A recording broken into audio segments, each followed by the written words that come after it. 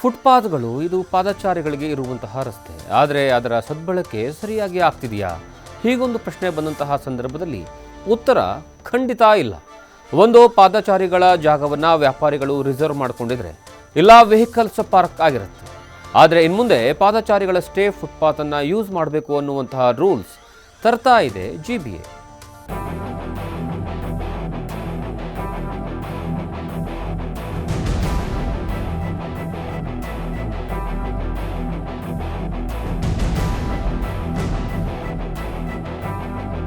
ಇಷ್ಟು ದಿನ ಬೆಂಗಳೂರಿನ ಸಿಕ್ಕಲ್ಲಿ ಎಲ್ಲೆಂದರಲ್ಲಿ ಅಂಗಡಿಗಳನ್ನ ಹಾಕೊಂಡು ವ್ಯಾಪಾರ ಮಾಡೋದಕ್ಕೆ ಒಂದು ರೀತಿಯ ಅವಕಾಶ ಇತ್ತು.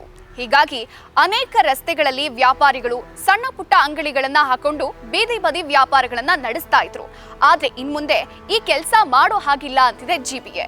ಯಾಕಂದ್ರೆ ಹೊಸ ನಿಯಮ ಜಾರಿಗೆ ತರೋದಕ್ಕೆ ಪ್ಲಾನ್ ಮಾಡ್ಕೊಂಡಿದೆ.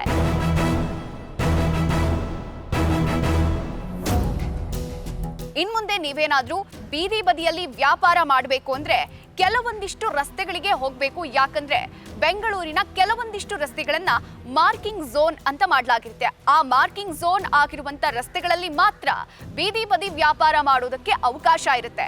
ಇನ್ನುಳಿದ ರಸ್ತೆಗಳಲ್ಲಿ ಯಾವುದೇ ಕಾರಣಕ್ಕೂ ಫುಟ್ಪಾತ್ ಮೇಲೆ ವಾಹನ ನಿಲ್ಲಿಸೋದಾಗ್ಲಿ ಬೀದಿ ಬದಿ ವ್ಯಾಪಾರ ಮಾಡೋದಕ್ಕೆ ಸಾಧ್ಯ ಆಗೋದಿಲ್ಲ. ಯಾಕಂದ್ರೆ ಕಂಪ್ಲೀಟ್ ನಿಷೇಧ ಮಾಡಲಾಗಿರುತ್ತೆ. ಇದು ಒಂದು ಭಾಗ. ಆದ್ರೆ ಮತ್ತೊಂದು ಭಾಗದಲ್ಲಿ ಬೀದಿ ಬದಿ ವ್ಯಾಪಾರಕ್ಕೂ ಕೂಡ ಲೈಸೆನ್ಸ್ ಕಡ್ಡಾಯ. ಇನ್ಮುಂದೆ ಲೈಸೆನ್ಸ್ ಇರೋರು ಮಾತ್ರ ಬೀದಿ ಬದಿಯಲ್ಲಿ ವ್ಯಾಪಾರ ಮಾಡಬೇಕು.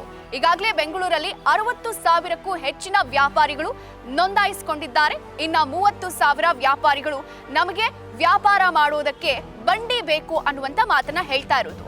ಮತ್ತೊಂದು ಪ್ರಮುಖ ವಿಚಾರ ಏನ್ ಗೊತ್ತಾ? ಇಷ್ಟು ದಿನ ಸಾಕಷ್ಟು ಬೀದಿ ಬದಿ ವ್ಯಾಪಾರಿಗಳು ವ್ಯಾಪಾರ ಮುಗಿದ ಮೇಲೆ ಅಂದ್ರೆ ರಾತ್ರಿ ಹೊತ್ತು ತಮ್ಮ ಗಾಡಿಗಳನ್ನ ರಸ್ತೆಯಲ್ಲೇ ಬಿಟ್ಟು ಹೋಗ್ತಾ ಇದ್ರು. ಆದ್ರೆ ಇನ್ಮುಂದೆ ಹಾಗೆ ಮಾಡಿದ್ರೆ ನಿಮ್ಮ ಗಾಡಿಗಳನ್ನ ಪೊಲೀಸರು ಸೀಸ್ ಮಾಡ್ತಾರೆ. ವ್ಯಾಪಾರ ಮುಗಿದ ಮೇಲೆ ಕಂಪ್ಲೀಟ್ ಆಗಿ ಪ್ಯಾಕ್ ಮಾಡಿಕೊಂಡು ನಿಮ್ಮ ಗಾಡಿಗಳನ್ನ ಮನೆಗೆ ತೆಗೆದುಕೊಂಡು ಹೋಗ್ಬೇಕು ಅನ್ನುವಂತ ಸೂಚನೆಯನ್ನ ಕೊಡ್ತಾ ಇದೆ ಪಾಲಿಕೆ.